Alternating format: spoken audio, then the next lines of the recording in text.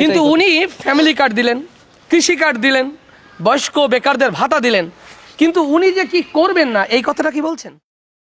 আচ্ছা আলাল বন্ধু, হ্যাঁ। সামনে 26-এর নির্বাচন, কি ভাবলি কি?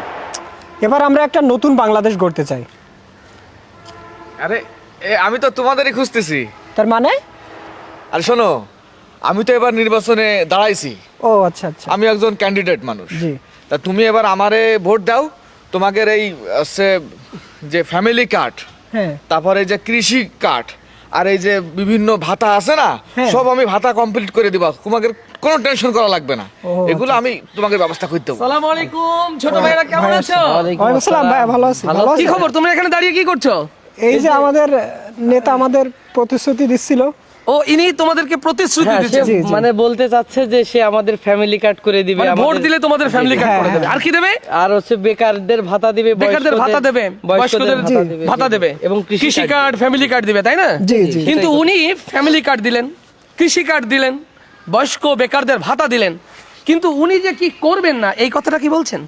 না, এই কথা বলেনি। আমরা নেওয়ার গল্প অনেক শুনেছি, এখন কি করবেন ওনারা এটা জানতে চাই। দুর্নীতি যে করবেন না এমন কোনো কথা কি বলেছেন? না না না না, না, তা- চাঁদাবাজি করবেন এমন কিছু বলেছেন? না, না। টেন্ডারবাজি করবেন এমন কিছু বলেছেন? না বলেনি। আমরা এমন একটি বাংলাদেশ চাই যারা বয়স্ক ভাতার গল্প শোনাই, ফ্যামিলি কার্ডের গল্প শোনাই, কৃষি কার্ডের গল্প শোনাই, এমন গল্পের দিন শেষ। বয়স্ক ভাতার পেছনে দৌড়াতে দৌড়াতে 5,000 টাকা, কৃষি কার্ডের জন্য যাবে 5,000 টাকা। আর ভাতা কেন? তরুণদেরকে কর্মসংস্থান দরকার। অতএব আমরা ভাতার পেছনে দৌড়াতে চাই না।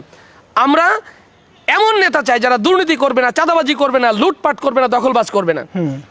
এই যে ভাইয়া, এখনকার এই জেনজিরা না চেঞ্জ হয়ে গেছে, তারা একটি নতুন বাংলাদেশ চায়। জি। তারা এই ভাতা চায় না, বরং সেই নেতাকে তারা খুঁজছে যে নেতা সে বলবে আমাকে ভোট দেন, আমি দুর্নীতি করব না, চাঁদাবাজি করব না, টেন্ডারবাজি করব না। এমন কথা তো আপনারা বলতে পারেন না। তোমাদেরকে বলি, আমরা একটা নতুন বাংলাদেশে যে স্বপ্ন দেখছি, ন্যায় এবং ইনসাফের বাংলাদেশ। আর এই ন্যায় এবং ইনসাফের বাংলাদেশ গড়ার জন্য আমরা এখন তরুণদেরকে আহ্বান জানাচ্ছি দাড়িপাল্লা প্রতীকে ভোট দেওয়ার জন্য। আগামীর দিন হবে ন্যায় ইনসাফের দিন। তাই আসুন, সুন্দর একটি ন্যায় ইনসাফের বাংলাদেশ গড়তে আমরা দাড়িপাল্লা প্রতীকেই সবাইকে ভোট দেওয়ার আহ্বান জানাই। জি জি।